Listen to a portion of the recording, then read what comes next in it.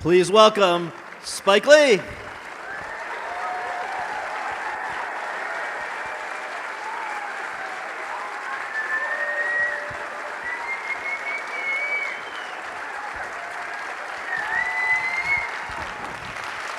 Thank you, thank you. Thank you for being here. Glad to be here. So, you teach film at NYU. Whoa. I'm a tenured professor. Tenured professor, absolutely. Let's not get it twisted. Also, artistic director of the graduate film school, Tisch School, NYU Arts, so where I graduated in '82, and Ernest Dickerson and Ang Lee were all in the same class. Classmates, yes. NYU, in the house. So you're interacting with hungry film students all the time. Yes. You encounter filmmakers all the time at Q&As, particularly last few months. You are one of the most recognizable filmmakers in the world, so I'm sure on the street you've got people coming up to you. All these people are probably pitching you ideas for films that they would like you to direct. But be honest though, at the very beginning, I was more recognizable as doing the commercial with Michael Jordan. That's true. Those were than great. Spike Lee, the filmmaker. So well, my point in mentioning all of this is to ask you, what is it? You get all these pitches. What was it about the pitch for Black Klansman? How did it come to you, and what sold you? Jordan Peele called me on the phone. 6-word Jordan Peele of, come on, get out, give it up, give it up. And his next film, Us, is going to be, again, he's doing it. Anyway, a 6-word pitch, black man infiltrates Ku Klux Klan. 6 words. Sold. Yes. You have worked with Denzel Washington more than any other actor, I think 4 times. Mo Better Blues, Malcolm X, He Got Game, and Inside Man. This film stars his son, John David, and he's great in it. But and his mother is Pauletta. Pauletta, Let's leave our moms out. Can't leave the mothers out. Absolutely. John David is terrific in this, but some would say it might have taken a leap of faith. He had not starred in as the principal lead in a movie before. What convinced you that he was the man for the job? Well, number one, Do the Right Thing was Rosie Perez's first film. Right. Do the Right Thing was Martin Lawrence's first film. Jungle Fever was Halle Berry's first film. So when I see it, I know it. And for the record, when did you first have John David read for you? John David did not read for, in fact, John David, his first appearance in my film when he was 6 years old. He was in the end of Malcolm X. He's one of those kids that says, "My name is Malcolm X." So, you know, sometimes cliches began as something that was truthful. And so the cliche, the apple doesn't fall far from the tree, is true with John David being the child of Pauletta and Denzel Washington. So I just knew that John David did not have to read for it. He didn't have to put himself on tape. I said, if you want to do this, let's go. The film is obviously inspired by the true story of Ron Stallworth, set which unfolded several decades ago, but unfortunately feels as timely as ever, which is a point that you hammer home in the sequence at the end of the film that we just saw. And I guess I would like to ask you, was it a tough decision to put that in? No, it was not tough. As soon as I saw that, I knew I wanted that to be. Charlottesville happened August 10th or 11th. We didn't start shooting until September. So as soon as I saw, I knew this would be the end of the film, but first had to get permission and the blessing from Susan Bro. Susan is the mother of Heather Hare, who was murdered in an act of homegrown American terrorism. That's all it was. And you saw in this film,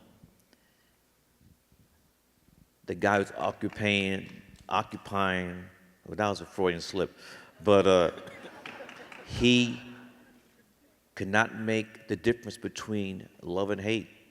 He did not denounce the supposed leader of the free world, the cradle of democracy. He did not denounce the Klan.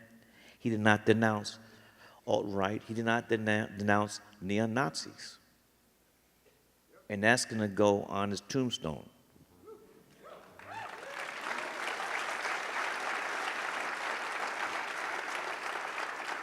So once I got the blessing from Mrs. Bro, that was the end of the film. At the Cannes Film Festival premiere of the film, and then I believe, well, I know at the Los Angeles Film Festival premiere of the film, you made it clear to audiences, look, this is not a comedy, but it is okay for you to laugh. Why did you feel the need to kind of give people permission to do that? Well, I've had several other films where the subject matter is touchy, and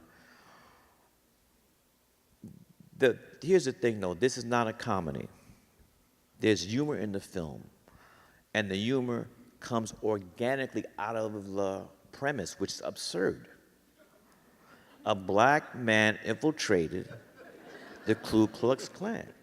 So the laughter comes from the absurdity of the premise. We weren't writing jokes, you know, so. And a lot of my favorite films have been filmmakers who were able to add humor, inject humor into very serious subject matter. Example A, Kubrick's Dr. Strangelove. What could be more serious than a nuclear holocaust that ends humankind? Peter Sellers, I mean, he was amazing in that. So it's hard to do because you have to balance the tone. And that's why I'm so happy that my editor, my longtime editor, Barry Brown, who edited for me School Days, Do the Right Thing, Malcolm X, Inside Man, he finally got his first Academy Award nomination, Barry Brown. And composer. I'm happy that my longtime composer, Terrence Blanchard, finally got his first nomination. I'm happy that my man, Adam Driver, got his first nomination. So a lot of firsts with this film. Race is something that you have given a lot of thought to for a long time. We can see the name of your production company on your sweatshirt here, 40 Acres and a Mule Filmworks in Brooklyn. You were almost kicked out of college for a student film about, you know, sending up the birth of a nation. There were a lot of people who, you know, there were a lot of thoughts and passions provoked by Do the Right Thing, Malcolm X, we can go on and on. You sat across from George Wallace, interviewing him for a documentary you were nominated for once, Four Little Girls. That was crazy. I bet it was. That was insane.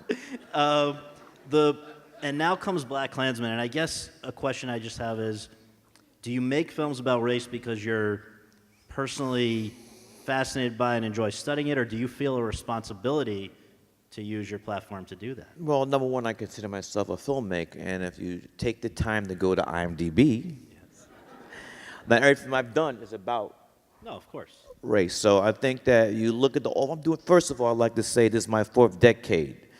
So I've been doing this a while, but people tend to put me in a hole and straitjacket. Well, look at Do the Right Thing, look at Malcolm X, Black Klans, but there are many other films that have stuff that are different stories, so I've never tried to tell just one story. Of course. But as a black man living in this country, there are just some things that I felt over the years I had to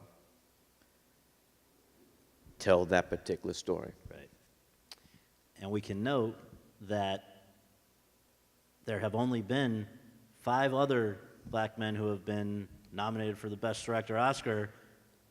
You are the 6th, and there has not yet been a person of color or a black man or woman who has won the Best Director Oscar. So that is just. And I got one thing to say to that. Yeah.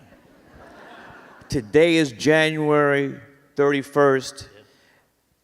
today Jackie Robinson would have been 100 years old, and he was the first in baseball. Jackie Robinson's birthday is today, Right. 100 years old. Right. He changed everything.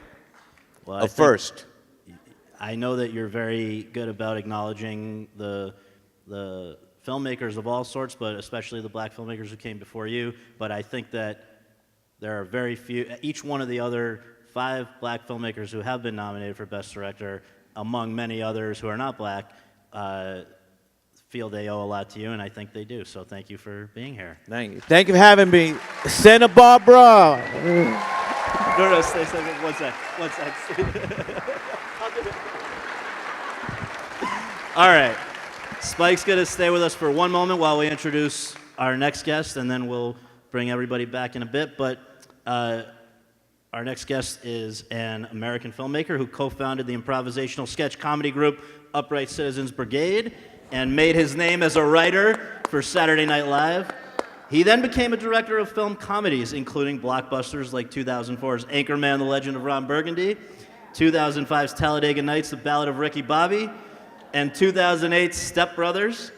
And then he went a little Sullivan's Travels on us by showing us his serious, or at least the half-serious side, with 2015's The Big Short, for which he was nominated for Best Director Oscar and won the Best Original Screenplay Oscar. And now, once again, he's done it with Vice, for which he's nominated as a producer, writer, and director. Let's take a look at Vice, directed by Adam McKay.